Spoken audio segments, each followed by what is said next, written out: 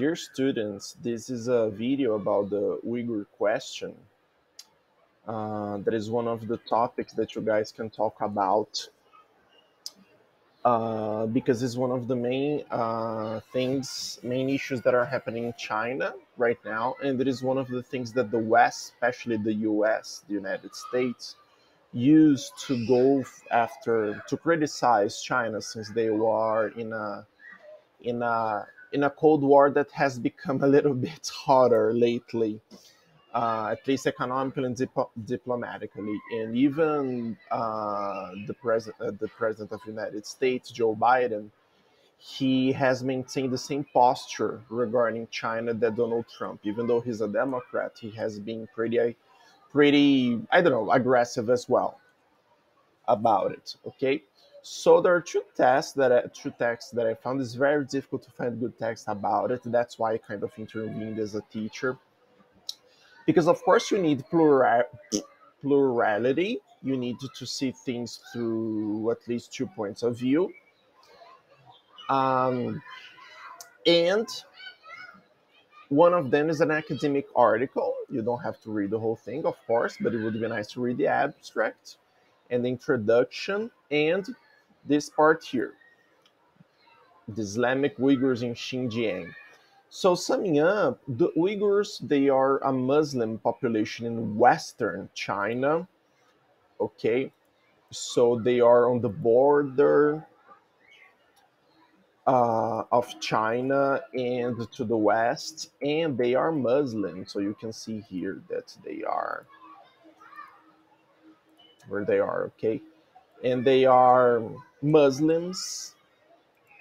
And first, since they have a different religion from most of the Chinese, the mainstream population, the government sees them as a and also because there are Uyghur nationalist movements that want to become independent, and that would be horrible for China, of course. And both the Chinese government and the Chinese people in general, the Han people, which is the major ethnicity, they do not want that to occur. And not only because it's huge and it has been part of China like for ages, but also because of its economic importance. Okay, therefore, the Chinese government, which is more powerful than like a liberal Western democracy, has been strengthening the grip and adopting policies that, according to this author, are really harsh against the Uyghur Muslims.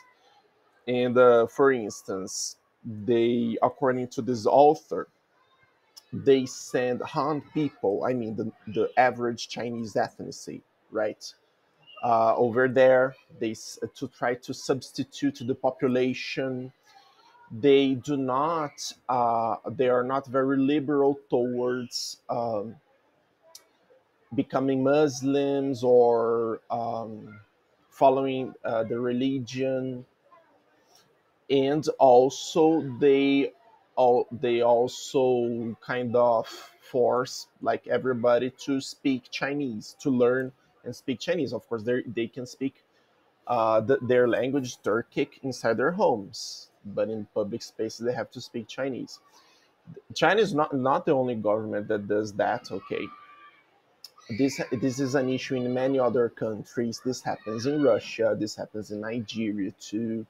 This happens in Cameroons in Africa. Whenever there is a group that has a different religion and a different language, and a part of it wants to become independent, it is seen as a threat by the central government. Okay, and to sum it up, that's it. Okay, and I also put some texts from the Chinese media, like doing like a fact check about the lies that the Western media, such as BBC and the Americans, the United States, the lies that they say about the government, that the Chinese government, for example, Mike Pompeo, a former um, American secretary, said that the Chinese were committing genocide against Uyghurs.